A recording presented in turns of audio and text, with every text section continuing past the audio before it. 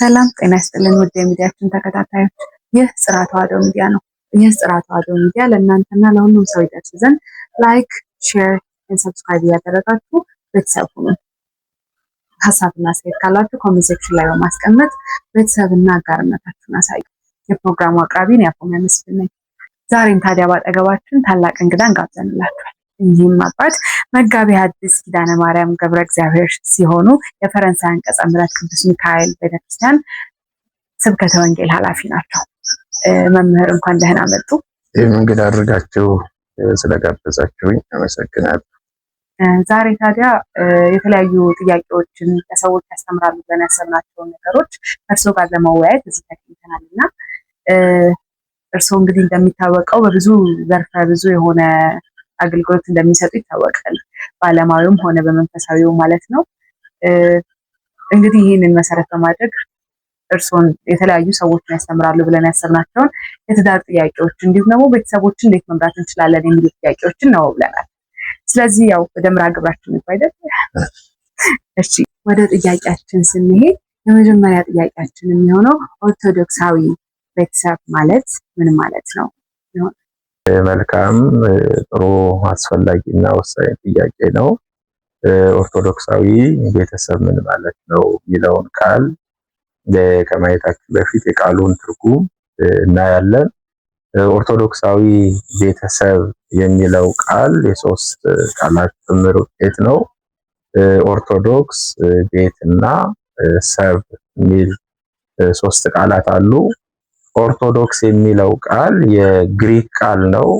ኦርቶና ዶክስ ከሚል ቃል የተገኘ ሲሆን ኦርቶ ማለት ቀጥተኛ፣ ትክክለኛ፣ እውነተኛ የሚል ትርጉም ይሰጠናል። ዶክስ ማለት ደግሞ አስተምህሮ፣ እምነት እና አምልኮ የሚል ትርጉም ይሰጠናል። አንድ ላይ አድርገን ስንተረጉመው ቀጥተኛ የሆነ እምነት፣ ትክክለኛ የሆነ አምልኮ፣ እውነተኛ የሆነ አስተምህሮ የሚል ትርጉም ይሰጠናል።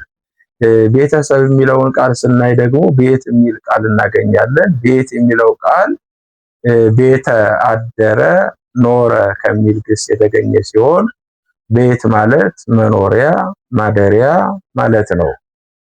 ሰብ የሚለው ደግሞ ሰዎች፣ ሰው የሚል ትርጉም ይሰጠናል። ሰብ የሚለው ቃል ደግሞ ሰው የሚል ትርጉም ይሰጠናል። ቀጥተኛ የሆነ እምነት ያለው ቤተሰብ የሚል ትርጉም ይሰጠናል። ኦርቶዶክሳዊ ቤተሰብ ስንል በቤተ ክርስቲያናችን ኦርቶዶክሳዊ ቤተሰብ ትልቅ ተቋም ነው። ኦርቶዶክሳዊ ቤተሰብ በነገረ መለኮት ትምህርት ትንሿ ቤተ ክርስቲያን ይባላል።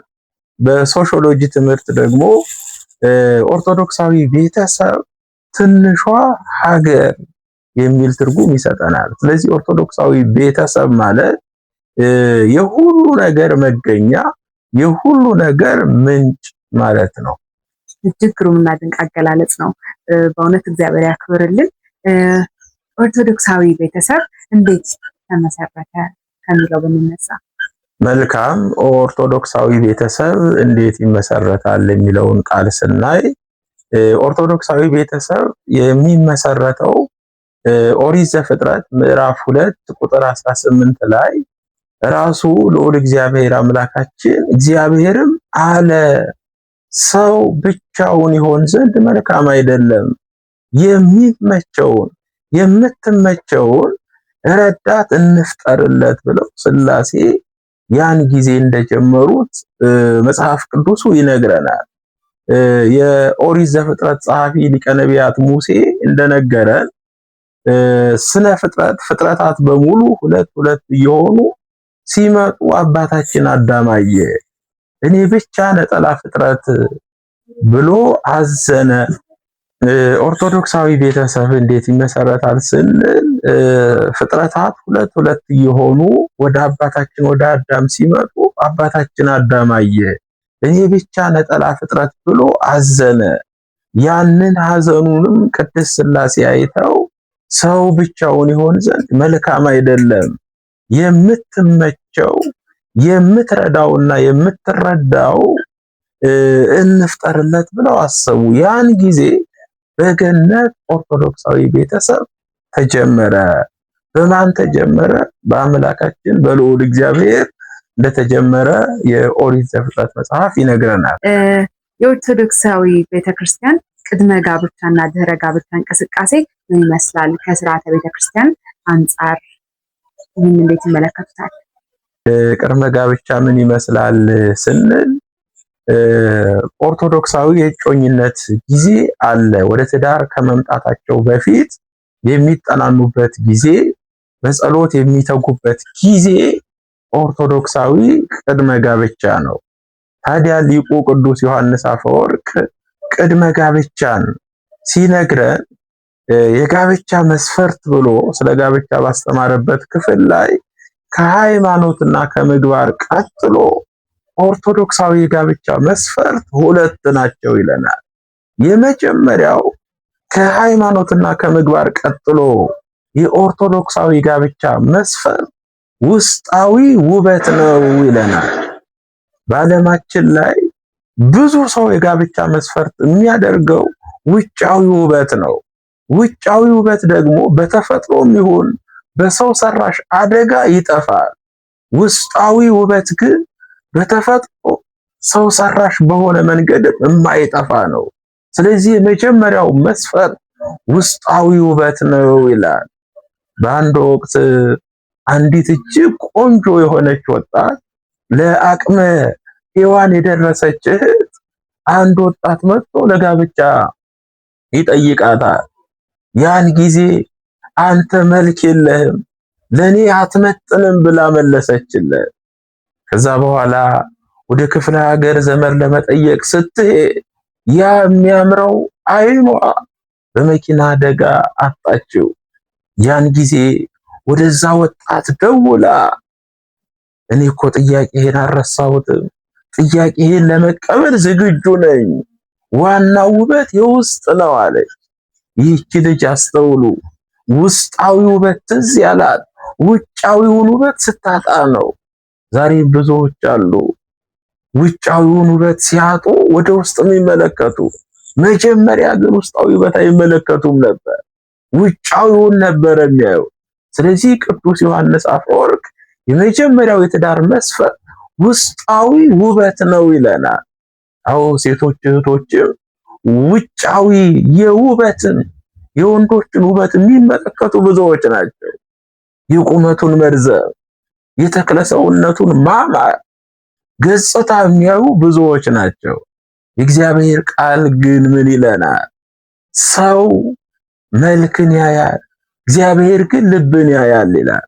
ስለዚህ ቅዱስ ዮሐንስ አፈወርቅ እንደነገረን እኛም ኦርቶዶክሳውያን የጋብቻ መስፈርታችን ሊሆን የሚገባው ውስጣዊ ውበት ነው። ሌላው ቅዱስ ዮሐንስ አፈወርቅ የነገረን የትዳር መስፈርት ብሎ መንፈሳዊ ሀብት ነው ይላል። ዓለም ላይ ዛሬ የምናየው ግን ቁሳዊ ሀብት ነው። ህንጻ አለው ወይ? መኪና አለው ወይ? አካውንቱ ላይ ብዙ ገንዘብ አለው ወይ ነው የምንለው። እንደውም በአንድ ወቅት አንድ በሀብት እግዚአብሔር የባረከው ወጣት አንዲት ሴት መጥታ ለጋብቻ ትጠይቀዋለች። ያን ጊዜ አንቺ እኮ ነጭ ድሃ ነሽ አለ። በኋላ እሷ ሰርታ ሀብታም ሆነች። ከሱ በላይ ብዙ ሀብትና ንብረት አፈራች። ያን ጊዜ ያ ወጣት ደግሞ ደህየ። ከዛ ወደ እሷ ደወለና ምን አለ? እህቴ ጥያቄሽን እኮ አልረሳሁትም። ሰው በእንጀራ ብቻ አይኖርም በእግዚአብሔር ቃል እንጂ አለው። መንፈሳዊ ሀብት ትዝ ያለው ቁሳዊ ሀብት ሲጠፋ ነው። ስለዚህ የእግዚአብሔር ልጆች እኛ መንፈሳዊ ሀብት የትዳር መስፈርት ልናደርግ ያስፈልጋል። መጀመሪያው ግን ሃይማኖት ነው። ከሃይማኖት ቀጥሎ ምግባር ነው። ከዛስ ውስጣዊ ውበት፣ ከዛስ መንፈሳዊ ሀብት። እነዚህ የትዳር መስፈርቶች ናቸው ቅድመ ጋብቻ። ድህረ ጋብቻ ላይ ደግሞ ኦርቶዶክሳዊ ጋብቻ በስርዓተ ቤተ ክርስቲያን በቅዱስ ቁርባን ከተፈጸመ በኋላ የጋብቻ አራት ምሰሶዎች አሉ። የመጀመሪያው ጋብቻው እንዳይፈርስ ምንድነው የሚያስፈልገው ስንል መደማመጥ ነው። ባል ሚስቱን ሲያደምጥ፣ ሚስት ባሏን ስታደምጥ ያ ትዳር የጸና ይሆናል። እግዚአብሔር የሚከብርበት ይሆናል። የተባረኩ ልጆች የሚፈሩበት ትዳር ይሆናል። ስለዚህ የመጀመሪያው ድህረ ጋብቻ መደማመጥ ነው። ሁለተኛው ደግሞ መከባበር ነው። ባል ሚስቱን ሲያከብር፣ ሚስት ባሏን ስታከብር እንደ አባታችን እንደ አብርሃምና እንደ እናታችን እንደ ቅድስት ሳራ ባሏን ጌታዬ ትለው ነበር። አባታችን አብርሃም ሚስቱን እመቤቴ ይላት ነበር። ይከባበሩ ነበር። ዛሬ ጋብቻው የጸና እንዲሆን መከባበር ያስፈልጋል። ሶስተኛው የጋብቻው እንዲጸና የጋብቻ ምሰሶ ምንድነው ስንል መተማመን ነው። ሚስት ባሏን ስታምን፣ ባል ደግሞ ሚስቱን ሲያምን ያ ትዳር የጸና ይሆናል። አራተኛውና የመጨረሻው ድህረ ጋብቻ መረዳዳት ነው። ሚስት ባሏን ስትረዳው፣ በሐሳብ ስትረዳው፣ በስራ ስትረዳው፣ እንዲሁም ስትረዳው፣ እሱም ደግሞ ሚስቱን ሲረዳ በዚህ ምክንያት ድህረ ጋብቻ ትዳሩ የጸና የተባረከ ይሆናል። ግሩም የሆነ አገላለጽ ነው። ጋብቻ የሚለው ቃል የቃሉ ትርጉም እንደው ምን ይመስላል? ምንድነው? እስቲ እዚች ላይ ዳሰሳ ብናደርግ መልካም። ጋብቻ የሚለው ቃል ከግዕዝ የተገኘ ቃል ነው ብለው አባቶቻችን ተጋበአ፣ አንድ ሆነ፣ ተሰበሰበ ከሚል ግስ የተገኘ ነው። ጋብቻ ማለት አንድ መሆን፣ ጋብቻ ማለት መሰብሰብ ነው ይሉናል። በሌላ ክፍል ደግሞ ጋብቻ ማለት ከእሱ ጋር ብቻ ከእሷ ጋር ብቻ ማለት ነው። ጋብቻ ማለት አንድ ለአንድ ወንድ አንዲት ሴት፣ ለአንዲት ሴት አንድ ወንድ ማለት ነው። ጋብቻ ማለት ትርጉሙ ይሄ ነው። ከዚህ ባሻገር ደግሞ አባቶቻችን ምን ይላሉ? ጋብቻ ሶስት ጉልቻ ይላሉ። ይህ ምን ማለት ነው ስንል ጋብቻ በሶስት አካላት ለሶስት ዓላማ ይጀመራል ማለት ነው። በሶስት አካላት ማለት የመጀመሪያው እግዚአብሔር ነው፣ ከዛ ባል ነው፣ ከዛ ሚስት ነች። በእነዚህ በሶስት አካላት ጋብቻ ይጀመራል። ለሶስት ዓላማ ማለት ደግሞ የመጀመሪያው ዓላማ ቅዱስ ዮሐንስ አፈወርቅ አንድ ዓላማ ይጨምርበታል። ምን የሚል ዓላማ ስንል የጋብቻ ዓላማ ጽድቅን መፈጸም ነው ይላል። ይህንን መሰረት አድርጎ የተጀመረ ትዳር ልጅ ቢያጡ እንኳ ትዳሩ አይፈርስም። ልጅን የሚሰጥ እግዚአብሔር ነው ብሎ ስለሚያምን ነቢየ እግዚአብሔር ልበ አምላክ ንጉሠ እስራኤል ዳዊትም እንደነገረን ልጆች የእግዚአብሔር ስጦታዎች ናቸው ይላል። ስለዚህ ልጅ በማጣት ትዳሩ አይፈርስም ማለት ነው። ይህም ብቻ አይደለም፣ ልጆች የትዳር በረከቶች እንጂ መሰረቶች አይደሉም። ልጅን የሚሰጥ እግዚአብሔር ስለሆነ አንድም ደግሞ እግዚአብሔር ያዘገየበት ምክንያት አለው። ስለዚህ የመጀመሪያው ጽድቅን መፈጸም ነው። ሁለተኛው የትዳር ዓላማ ምንድነው ስንል ዘር ለመተካ ፍሬ ለማፍራት ነው። በዚህ በኦሪት ዘፍጥረት ምዕራፍ 1 ቁጥር 28 ላይ አዳምና ሔዋንን ከፈጠራቸው በኋላ ባረካቸው። ብዙ ተባዙ ምድርን ሙሏት ብሎ ባረካቸው። እጅግ ድንቅ አገላለጽ ነው። ኦርቶዶክሳዊ ጋብቻ ለየት የሚያደርገው ምንድነው? ማለት የተለያዩ ጋብቻዎች ይኖራሉ። ሰዎች በተለያየ ቦታ ላይ ጋብቻቸውን ይፈጽማሉ።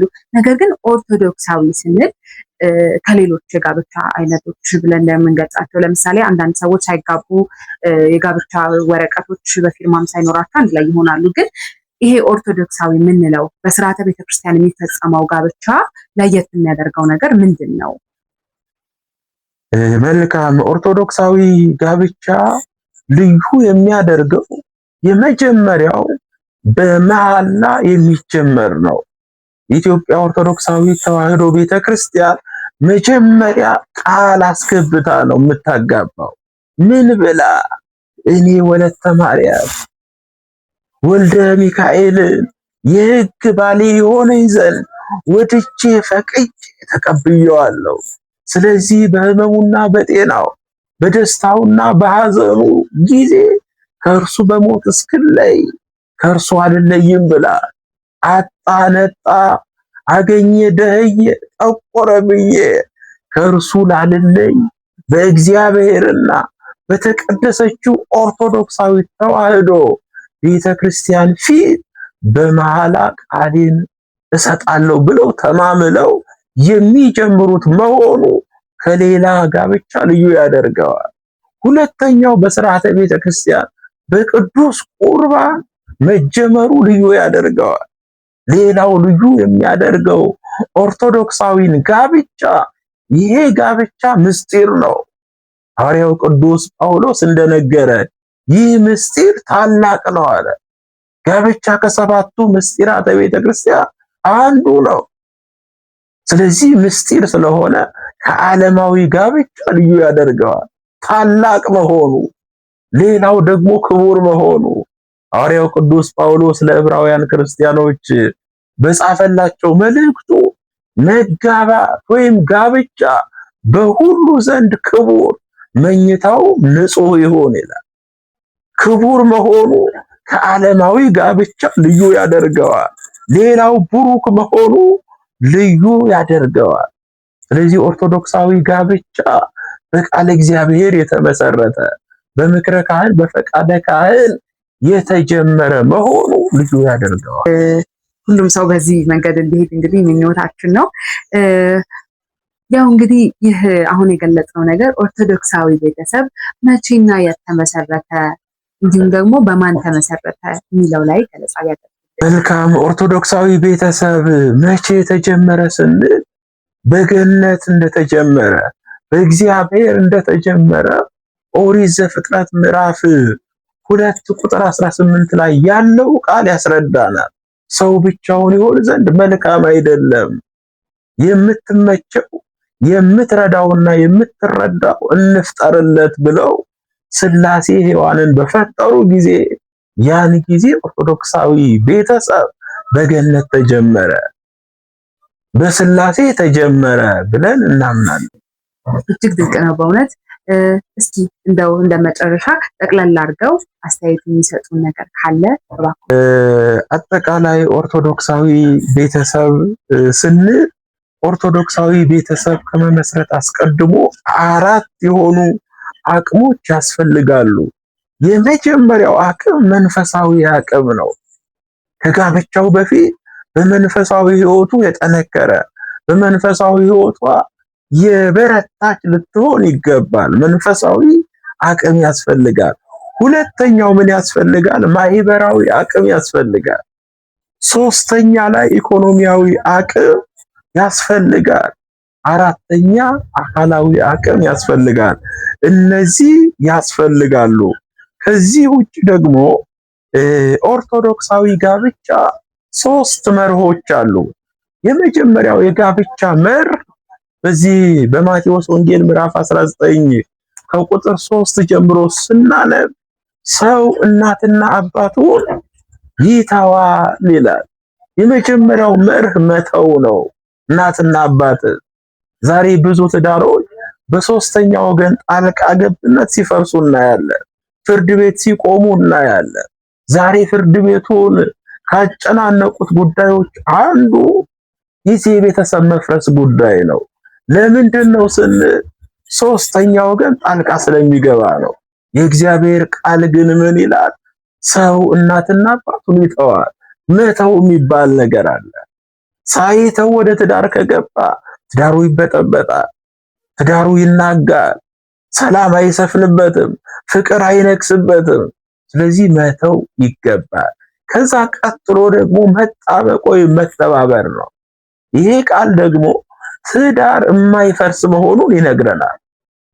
የተጣበቀ ነገር በተለያየ ጊዜ ወይ ይቀደዳል ወይ ይሰበራል። ስለዚህ መፋታትን አምላካችን እግዚአብሔር እንደማይወድ እዛ በትንቢተ ሚልክያስ ምዕራፍ 3 ላይ መፋታትን እጠላለሁ ይላል እግዚአብሔር ይላል። ስለዚህ መፋታት እግዚአብሔር የሚጠላው ነገር ነው። የመጨረሻውና ሶስተኛው የትዳር መርህ ደግሞ ምንድነው ስንል አንድ ስጋ መሆን ነው። ልጆች በመውለድ ስጋው ደግሞ በመቀበል አንድ ይሆናሉ። ስለዚህ እነዚህን ሶስቱን የጋብቻ መርሆ በመተግበር ኦርቶዶክሳዊ ቤተሰብ መመስረት ይቻላል። ያ ከሆነ ትዳሩ እግዚአብሔር የሚከብርበት፣ የተባረኩ ልጆች የሚፈሩበት፣ ለቤተ ክርስቲያን ተቆርቋሪ የሆኑ ልጆች፣ ለሀገር መከታ የሆኑ ልጆች የሚፈጠሩበት ትዳር ይሆናል ማለት ነው።